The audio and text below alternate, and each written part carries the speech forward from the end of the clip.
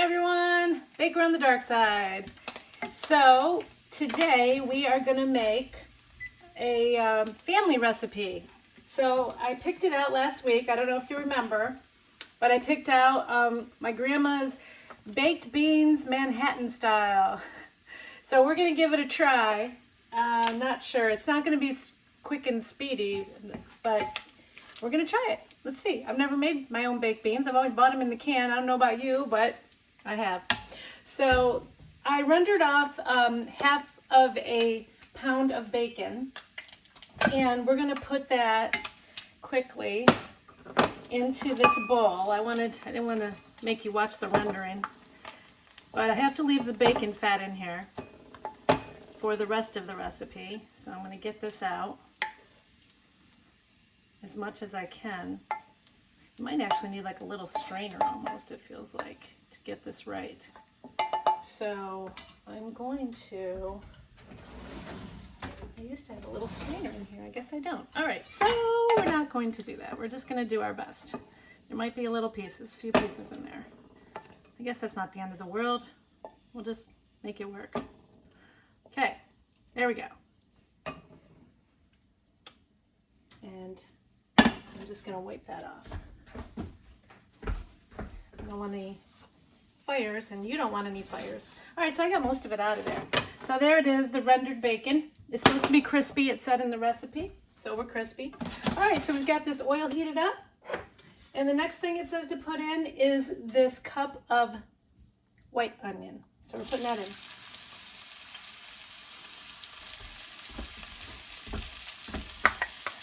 This is just a side dish.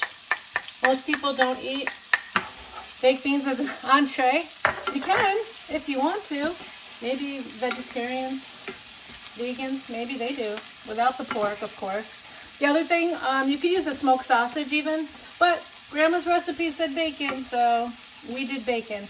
And if you want me to judge it for you, it was like 5 to 6 slices of bacon, if you need that reference. All right, so we are supposed to cook this until it's nice and soft. They said about 5 minutes, so I'm just going to let that go. And in the meantime, while we're waiting for that to catch up with us, because we're faster, I did look up northern beans. I wasn't sure if northern beans was a white bean, but apparently it's kind of like a very tiny, like pink kidney bean. So that's what they look like. That's a northern bean. Now, back then, you know, they used a lot of dry beans, and that's what I did. I have discovered that it is more work, but dry beans have no sodium. So, and they're so cheap. I mean, you can get a whole bag of beans, like a pound, maybe 2 pounds for $2. And even though you got to do a little work, you usually have to soak them the night before. So that's what I did. I soaked them the night before. And then in the recipe, it also tells you that you have to cook them for an hour. So I cooked them for an hour, boiled them. First you boil, then you simmer, sorry. And then once you do that, you let them cool. And you'll see, like, the water is full of impurities. It gets all the impurities, gets everything out that you don't want. And so then you strain them, and you're ready to go at that point. I usually just sit them in the refrigerator overnight, and then I do the boil. So they're kind of hard, a little bit hard, not really hard, but a little bit harder than like the beans you get in a can, because they're already softened. So those are the dry beans, but like I said, no sodium. And this recipe already has lots of salt.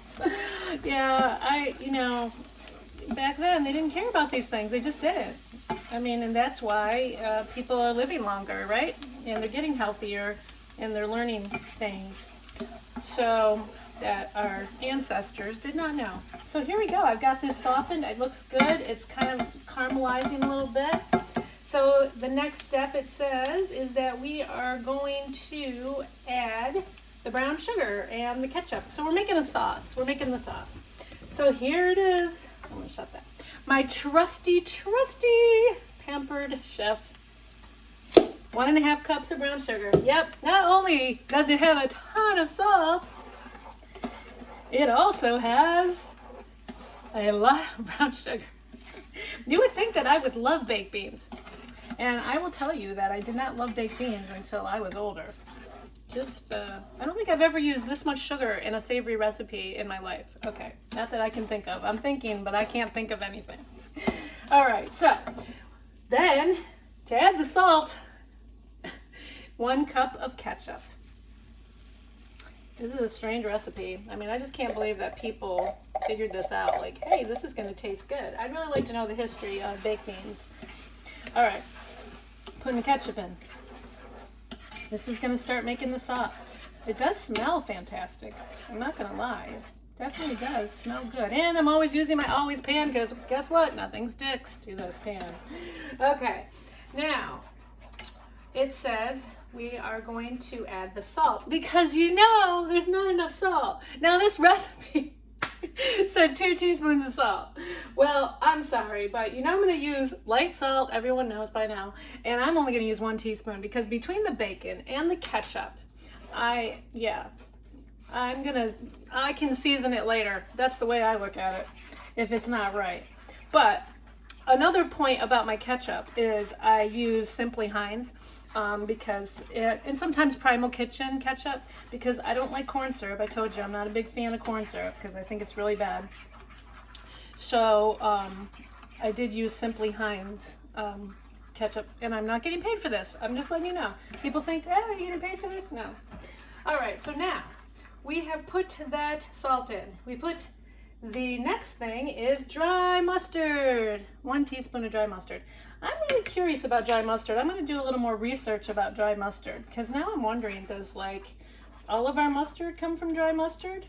What is the purpose of dry mustard as opposed to using real mustard? Why wouldn't you use the real thing? Is it more potent? If any of you chefs out there know this, because as I told you, I don't cook. I mean, I cook, but I don't really get into it as much as I do baking because we all know that I love Candyland.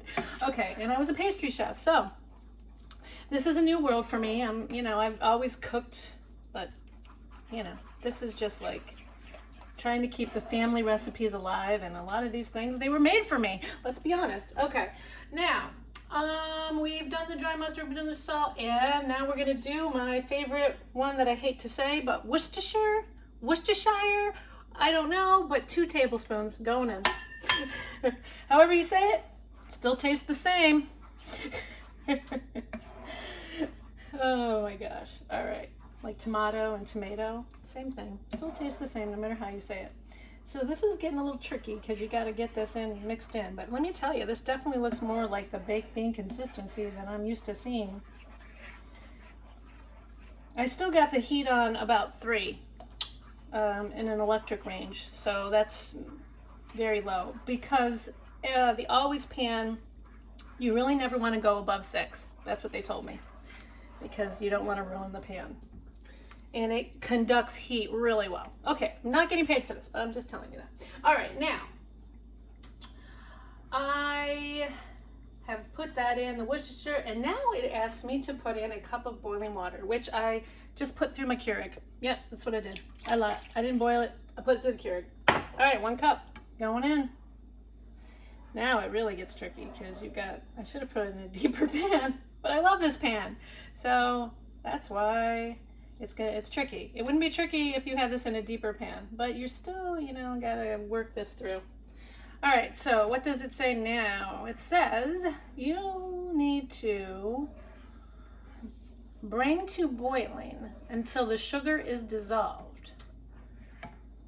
Then you put the beans in. Now, I'm not gonna lie, I don't see much of the sugar. Okay, so, we're gonna heat it up. I'm gonna go to like 4.5, because really, I don't see much of the sugar anyway. But I'm gonna at least get it to the boil that it tells me to. And then it says you are going to drain the beans and then turn them into a tight-fitting lidded casserole. Okay, and then you are going to stir in the bacon after you've put these in the casserole. Okay, so I think these were typed really badly. So I think that I am going to put the beans and the bacon in once I get this to the boil. And I mean, this looks amazing. I mean, look at this. Can you see this? Can you see it? Very good, right? Can you see the steam? Did you see it? This is like smell-o-vision right there, right? Willy Wonka and the smell-o-vision. Okay, so I honestly, I think it's perfect the way it is right now, honestly. So, according to this recipe, it says you were supposed to bake it covered for 3 hours. That's a really long time. So I told you this wasn't going to be a quick one like yesterday where I had, 6 minutes. It also says that when you get to the 2nd hour, you should add a little more water if the beans look dry.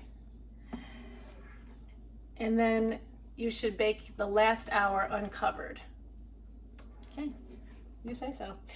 I am thinking, I could be wrong, but I mean, they didn't have pressure cookers back then. I wonder if the pressure cooker would be quicker, but then again, maybe it turns the beans mushy, so I feel like nervous about doing that. I would normally be like, yeah, let's throw it in. But, I want to do it like grandma. So this is gonna be baking for like 3 hours. So I poured the beans in. It is like there's a little bit watery, but I'm getting the impression that this water ends up going down. This sauciness goes down based on what the recipe has told me. And now I'm going to add in the bacon. There's my crispy bacon. And double checking, make sure I added all my ingredients because it happens. You forget to put the ingredients in. All right, and so now the bacon is in here. And it does not tell me, oh man, it doesn't tell me the temperature to bake these at. Eesh. Wow. All right, so my mother, she typed this recipe. She forgot to put the degrees in here. All right, so you know what? Always safe, that's what I say. 350 degrees. I call it the medium, the safe place to put things. Can't go wrong. You can check it after an hour, see how it's going. If you put it at 450, you're just making risks. Okay, so I'm gonna just put it at 350 and I'll start the baking in the pan. I hope that you have enjoyed this video so far. And we just made my grandma's baked beans Manhattan, and I'll let you know how it looks and when it's done. Bake her on the dark side. I hope you're having fun. Okay, everyone, so here's the beans. And it's been 2 hours. So they were baked covered for 2 hours. And I'm just gonna kind of stir them up. And they said that if the beans looked dry, you should add a little more water. But I don't think they look dry. I think they look pretty good. So I'm just gonna put them back. It says you have to bake them for another hour and then they're ready. So I just wanted you to see what it looked like after 2 hours.